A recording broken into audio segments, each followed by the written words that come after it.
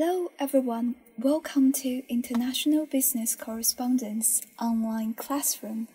Today's course content is in the era of trade facilitation, writing principles of international business letters. With the development of science and technology, international trade is also continuously moving towards speed and convenience. Business English correspondence must also adapt to the new era's requirements. Writing should conform to the principle of conciseness and efficiency, clarity, conciseness, concreteness, courtesy, consideration, confidence, coherence, reducing unnecessary procedures, lowering costs, and maximizing efficiency.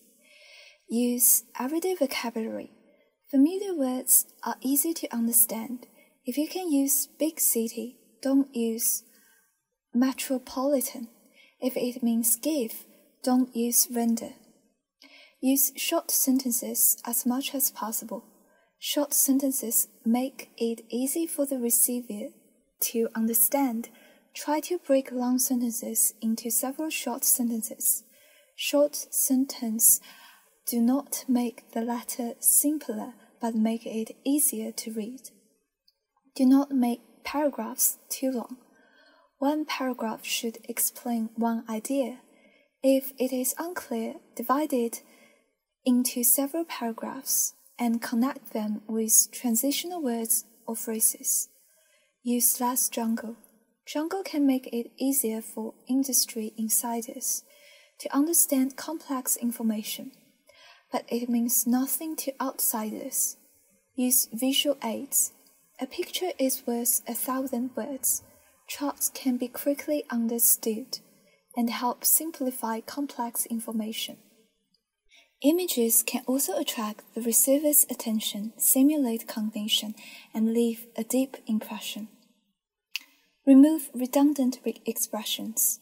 If a single word can be used without changing the meaning, do not use a phrase. Remove cliched and unnecessary expressions. For example, use enclosed is instead of please find enclosed. Remove which and that clauses as much as possible. Often omit the relative pronouns that and which because he said he was coming is more concise, smooth, and vivid than he said that he was coming. Avoid using there be and it is was sentence structure. For example, verbals.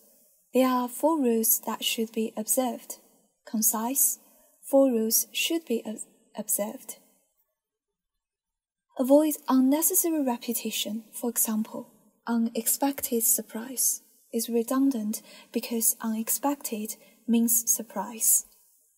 Use specific words. For example, vague. Our product has on several prices. Specific.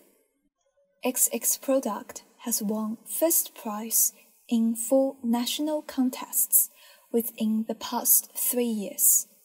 Use active voice to avoid verbosity. Active sentences are usually shorter because they use few words. For example, active, short, Peter decided. Passive, long, it was decided by Peter. Expressions like you should, you must, you have to, these expressions can easily cause people to automatically feel repelled. Instead, you can see, will you please, for example, implied, you must complete this report before Friday. Plied, will you please complete the report by Friday? Skilled communicators will naturally use second-person pronouns, you, your, instead of first-person pronouns, I, we, us, our, whether the purpose is to provide information, persuade others, or build friendships. The most touching word is you, your. The first sentence here is author-centered writing. The second sentence is reader-centered writing. Some negative words can have side effects because the negative tongue gives a negative impression or even blames information receiver. Coherence. Transitional words indicating further explanation. Additionally, again, also, likewise, moreover, further, furthermore, and so on. Transitional words indicating time or sequence. After, before, earlier, finally, first, meanwhile, next, now, when, until, and so on.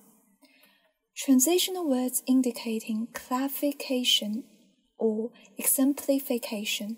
For example, for instance, I mean, that is, this means, thus.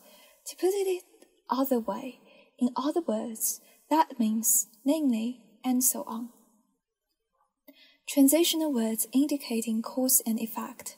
Accordingly, as a result, for this reason, so, therefore, thus, under the circumstances, because, and so on.